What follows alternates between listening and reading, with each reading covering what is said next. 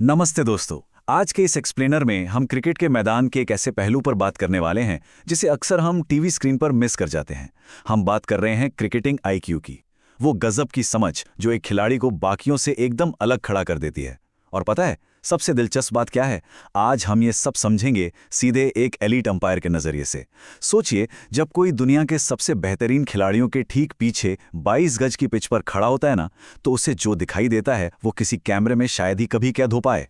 तो चलिए सीधे मुद्दे पर आते हैं। शुरुआत करते हैं अंपायर के ही एक बहुत बड़े बयान से। अंपायर खुद ये बात खुले तौर पर मानते हैं कि एमएस धोनी के फैसले लगभग 100% सटीक होते हैं। गेम की उनकी जो समझ है ना, उसका कोई मुकाबला ही नहीं है। देखिए, ये कोई फैन थियरी नहीं है, बल्कि उस इंसान की गवाही है जो धोनी के सबसे करीब खड़े होकर गेम को लाइव देखता है। ये बात धोनी के उस लेजेंडरी स्टेटस को तुरंत सही साबित कर देती है। अब आते हैं द विकेट कीपर्स एडवांटेज पर, जिसे हम कह सकते हैं the best seat in the house. अब एक सवाल दिमाग में आता है कि आखिर धोनी या किसी भी विकेट कीपर के पास इतनी गजब की समझ आती कहां से है? विकेट कीपर के इस एडवांटेज के पीछे पूरा एक साइंस काम करता है। ध्यान से सोचिए, विकेट कीपर अपनी जगह पर एकदम स्थिर खड़ा रहता है। उसका सिर बिल्कुल नहीं हिलता, जिससे उसे बल्लेबाज की हर हरकत और गेंद की पूरी ट्रेजेक्ट्री एकदम साफ नजर आती है। और कमाल की बात यह है कि एक अच्छे कीपर का शरीर स्वाभाविक रूप से लेग स्टंप की तरफ गेंद को फॉलो करता है। अंपायर खुद ये राज खोलते हैं कि कई बार अक्सर वो अपना फैसला देने के लिए कीपर की इसी लेग साइड वाली मूवमेंट को ध्यान से देखते हैं। अगर कीपर लेग स्टंप की तरफ गया है तो अंपायर को तुरंत समझ आ जाता है कि गेंद किधर जा रही है। आगे बढ़ते हैं द धोनी रिव्यू सिस्टम की तरफ, यानी अंपायर्स कॉल में मास्टरी हासिल करना। इस गजब के व्यूइंग एंगल को अगर किसी ने सच में मास्टर किया है तो वो सिर्फ एक ही नाम है, एमएस धोनी। मतलब ये कितनी दिलचस्प बात है कि कैसे एक ऑफिशियल नियम का नाम ही हमेशा के लिए बदल गया। डिसीजन रिव्यू सिस्टम यानी डीआरएस हर किसी के लिए धोनी रिव्यू सिस्टम बन गया। और ये कोई इंटरनेट का मजाक नहीं था, बल्कि धोनी की वो खतरनाक एक्यूरेसी थी जिसने अंपायर्स के फैसलों को बार बार गलत साबित किया। खुद अंपायर मजाकिया अंदाज में ये मानते हैं कि जब धोनी रिव्यू लेते हैं ना, तो ऑफिशियल्स पर भी एक खास तरह का दबाव बन जाता है कि भैया अब तो फैसला पलटेगा ही। चलिए इस पूरे कॉन्सेप्ट और उस भारी दबाव को अंपायर के ही एक असली किस्से से समझते हैं। ये घटना है कलकत्ता की, एक बम कैच की और मैदान पर मौजूद उस भयंकर प्रेशर की। तो हुआ कुछ यूं था, कोलकाता का वो मैच हमारे अंपायर का पहला डीआरएस मैच था। और पहले मैच का प्रेशर कितना भारी होता है ये तो आप समझ ही सकते हैं। युवराज सिंह क्रीज पर थे, गेंद बैट से लगी और सीधा कीपर के पास गई। अंपायर ने प्रेशर में आकर जल्दबाजी में आउट दे दिया। लेकिन असली ट्विस्ट तो अब आता है। धोनी उस वक्त स्ट्राइक पर नहीं थे, वो नॉन स्ट्राइकर एंड पर एकदम अलग एंगल पर खड़े थे। फिर भी उन्होंने तुरंत इशारा किया कि नहीं, गेंद टप्पा खाकर आई है, मतलब वन बाउंस है। धोनी ने खुद के खिलाफ ही सही, लेकिन एकदम सटीक बात कह दी थी। उनकी उस गेम अवेयरनेस ने उस दिन अंपायर को एक बहुत बड़ी गलती करने से बचा लिया था। नेक्स्ट जनरेशन पंत और सैमसन कैसे इस कला को सीख रहे हैं?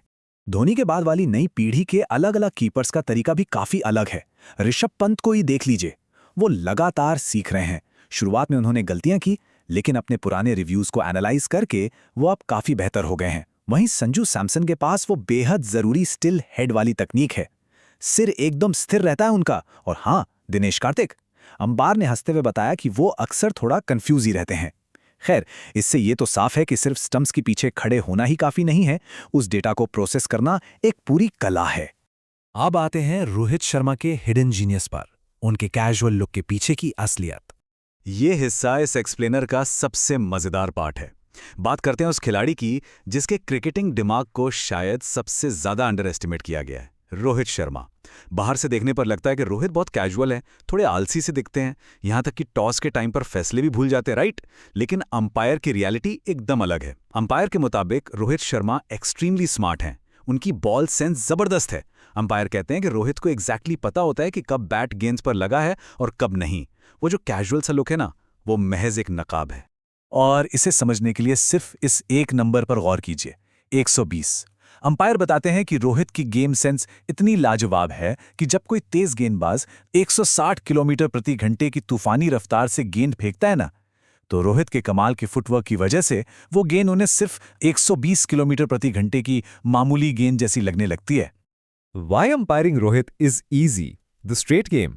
यही वजह है कि ऑफिशियल्स असल में रोहित शर्मा के क्रीज पर होने को बहुत एंजॉय करते हैं। अंपायर के ही शब्दों में कहे तो रोहित के लिए अंपायरिंग करना सबसे आसान काम है। क्यों? क्योंकि उनका गेम एकदम सीधा है, साफ आउट या साफ नॉट आउट, कोई उलझा हुआ गेम नहीं। उनका बल्लेबाजी का तरीका इतना क्लीन है कि अंपायर्स को किसी डिसीजन को लेकर ज्यादा माथापच्ची नहीं करनी पड़ती। रोहित को एक वन मैन आर्मी बनाने के पीछे कई छोटे छोटे मैकेनिकल कारण हैं। उनका फुटवर्क और स्विंग को भांपने की कला बिल्कुल बेमिसाल है। वो आगे भागने के बजाय अपनी जगह पर गेंद के आने का इंतजार करते हैं, और उनका वो शॉर्ट आर्म पुल शॉट एकदम जानलेवा।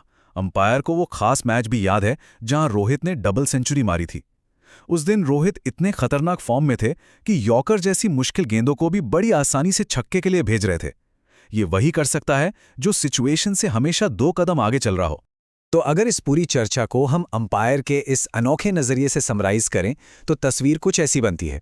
धोनी अपनी डराने वाली एक्यूरेसी और अल्टीमेट गेम सेंस के लिए जाने जाते हैं। पंत एक इवॉल्विंग खिलाड़ी हैं जो लगातार अपनी गलतियों से सीखते हैं। संजू सैमसन अपनी एकदम स्थिर और सॉलिड तकनीक के लिए पहचाने जाते हैं। और रोहित शर्मा वो इस खेल के एक छुपे हुए जीनियस हैं जिनकी बॉल सेंस का लिटरली कोई तोड़ नहीं है।